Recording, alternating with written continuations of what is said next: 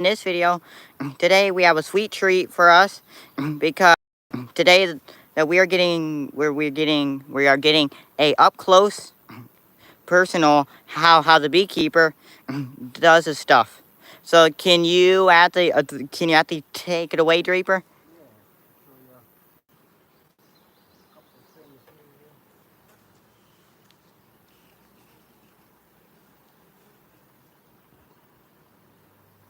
Frame of honey. So all of that. Yeah, all that shiny in there is fresh honey. So isn't that amazing, guys? And that's a pupa of a drone. Where is it? Right there. Whoops, that one fell. It's like a pupa, Yeah, that's just it starts off as an egg, and then it's a larva, and then it pupates, which that was a drone, so that would have been one of these, or it would have been. Right when it died. Yeah, because it got broken apart. Once it gets broken apart like that, it won't do anything. So how did it break? Just taking it out because it was attached to another frame. Ah. Looking for some brood. Put in another hive over here that's queenless. Because like the brood is basically the honey, right? Baby bees. Honey is just honey, but the brood would be the young developing next generation of bees.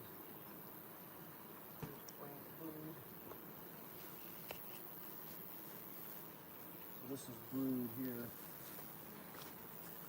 So you can see this is the honey, the fresh nectar, and this is brood in here. And kind of down in the bottom is mostly eggs down in there, which is what I'm looking for right now. So do you actually think that our bees here onto our property are doing a good job? Yeah, absolutely. A couple of them here, the queens didn't get mated for Well, whatever reason. what's that stuff right there? That stickers. That's the brood. That's what was underneath. Well, we'll break one apart. It's basically the same thing right here underneath this.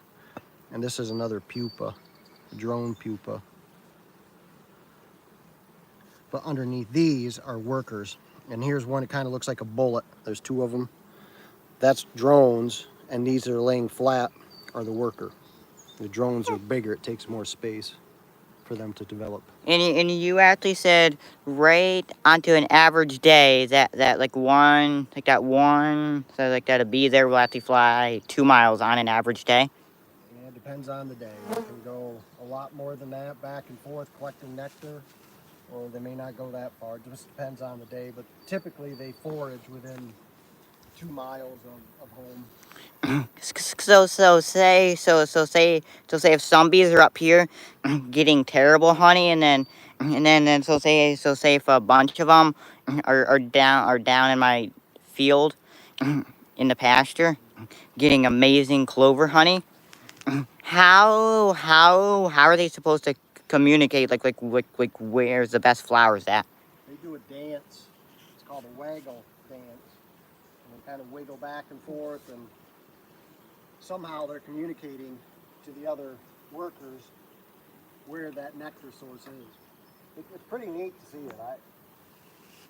I haven't really ever read anything that, how that actually is occurring, that communication. Is it just the dance? Is it, and they say, oh yeah, with this little wiggle one way and that wiggle this way, it's giving coordinates almost To the other bees? Yep, to the other bees.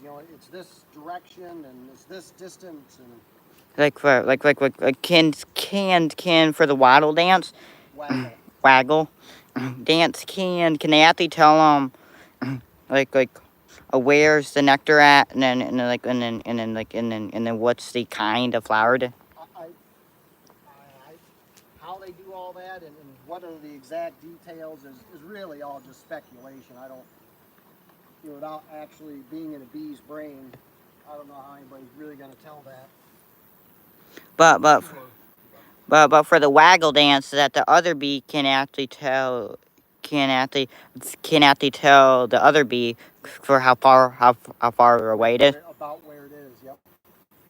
I don't know how accurate, how close, how perfect that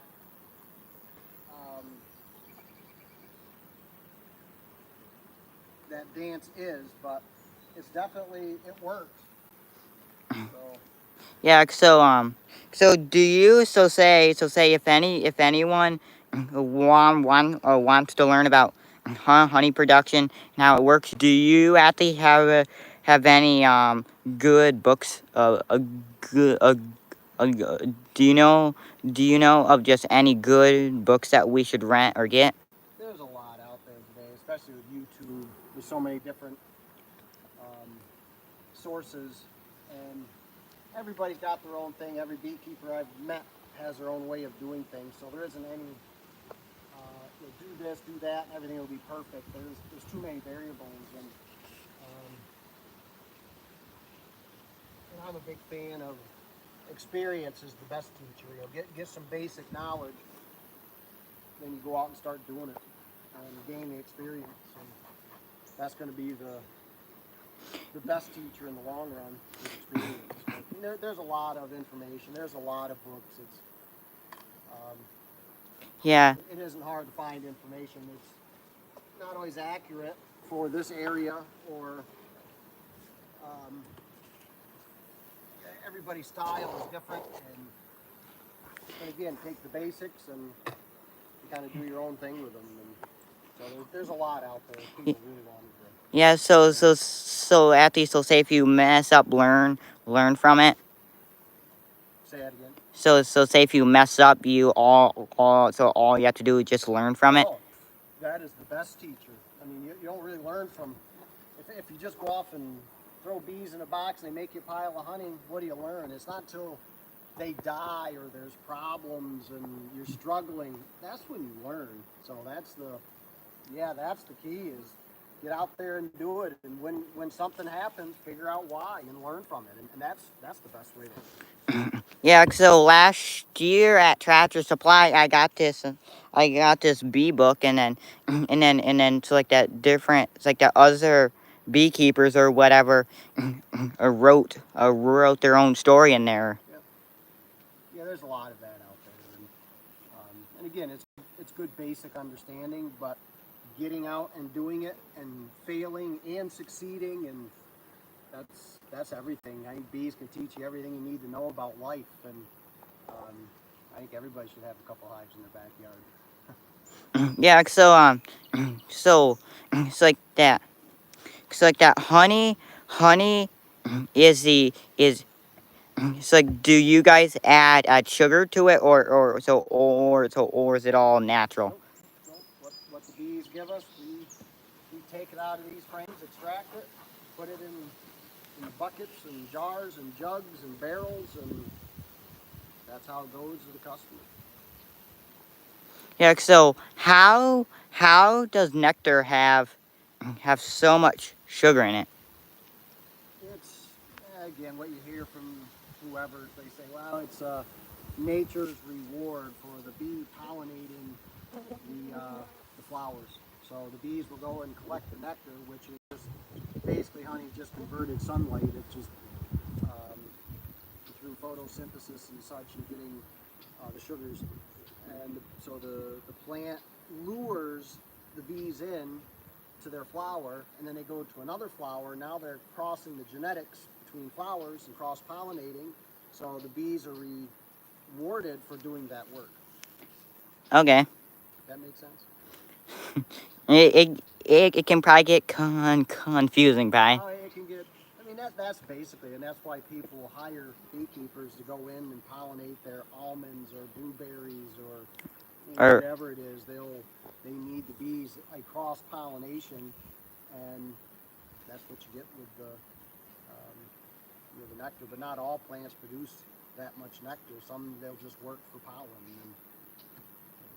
Yeah, so in that book that we were reading, it was something about something about getting bees and just don't put them out there or stuff like that. Don't work them or whatever or something like that. And you can do that. I mean, you're going to have higher losses on a regular basis if you don't manage them to a degree. I like to do as little as possible and let the bees be bees, but I also pay my bills with this, so there are some things that I have to do for me as well. But we have a pretty good relationship. I take care of them, and they take care of me. So it's a win-win. It's a win-win. And I you, hope my bees would say that, but it is for me. yeah, and then so like that you also and you also make a living on this. This is it. Well, I have cows too, but these actually pay the bills. The cows. Thank you. Thank you for the comment that says bro. So again, then can you explain like what you mean bro by? Go on, please. By the what? I was talking to a comment. Oh, okay. I don't know what else you want. That's I have to get another box on this one. Yeah. So all of my fruit trees at my house are all pollinated, right? From them and There's wild bees too that will pollinate. In this kind of an area where you only have a few trees, it's not quite as critical some years to have a whole bunch of hives there, but it certainly is increasing your chances. And you can have a year where the bees do their job and pollinate them, but the conditions aren't such that the tree produces. So there's no guarantee just because you have bees pollinating them that you're going to have a crop. yeah. It certainly improves your chances. Yeah, so when are the bees going to start making clover honey? Clover, they're making a little bit now, but there's really not enough clover out here to it keeps them going. But most of these things, in my mind, I usually figure you want at least an acre, depending on the type of plant, per hive. So you need 12 acres minimum of some sort of crop here for them to actually make any amount. I'm not saying a big crop, but you need a lot of flowers to produce a fair amount of nectar. Yeah, so can you explain like the seasonal honey like from spring to summer and then after that from fall to winter honey? Here locally, we kind of start off with they'll work the willows and maple trees, which they do produce some nectar, but you never really get any of your honey supers. But then you get dandelions In the springtime? in the springtime. Yep. How's that honey? It's all different and it's all good. I mean, everybody's a little bit different as far as what they like taste-wise, and go to dandelion, the fruit trees, autumn olive, honeysuckle, black locust, berries, sumac trees, basswood right now is finishing up, clover, knapweed, a lot of other miscellaneous wildflowers through the summer, and then into the fall you get the Japanese knotweed and goldenrod, and then at the end of it all is aster, usually In the fall? in more October, end of September. Yeah, so what's your for the seasonal stuff like when at what time of year do you actually like stop working your bees? Well, I'm pretty much done in October, beginning of October. All the fall honey is off, and there's really nothing else. I'll come around and check on them, put rocks on the lids so that the wind doesn't blow them off through the winter.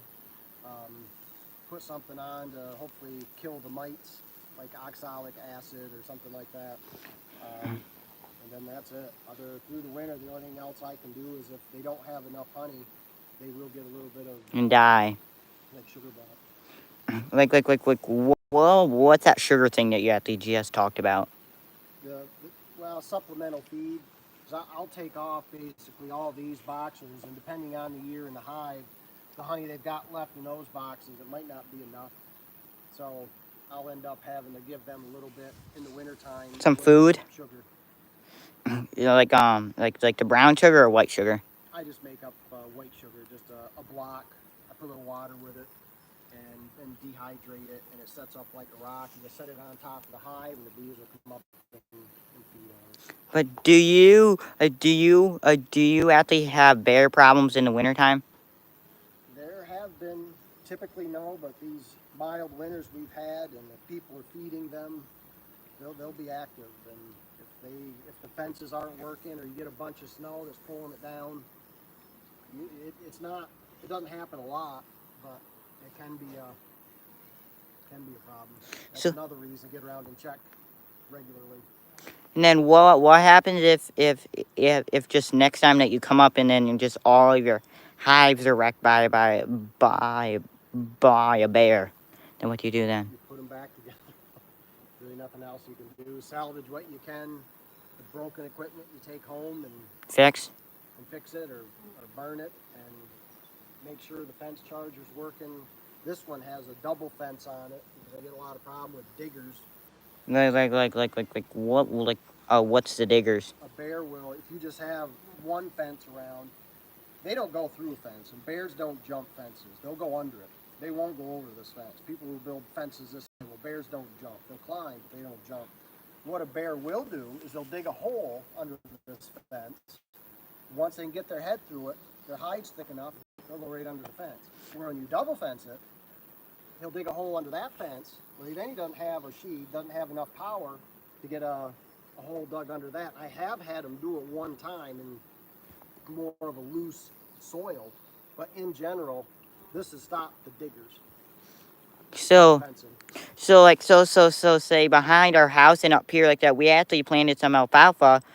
So in the alfalfa behind the house, it's coming up. And we have a trail camera on. There's last I knew. So like when are the bees here going to start picking, or is going to start picking the alfalfa? Is it blooming? Probably blooming now, isn't it? If it is, did you plant it this spring? Yes. Oh, okay, so yeah, it's not blooming, but usually alfalfa's bloom. Mine's blooming that I've got at the farm. And, alfalfa's one here. I don't usually see the bees work it heavy. Some years, but most people don't grow a lot of alfalfa, and the farms that do, they cut it before it blooms very much. So it's not something that is something that I ever even figure we're gonna make anything off it. It's not even something I think about. Actually, thank you for allowing us to put you on camera. Guys, I will see you in the next one.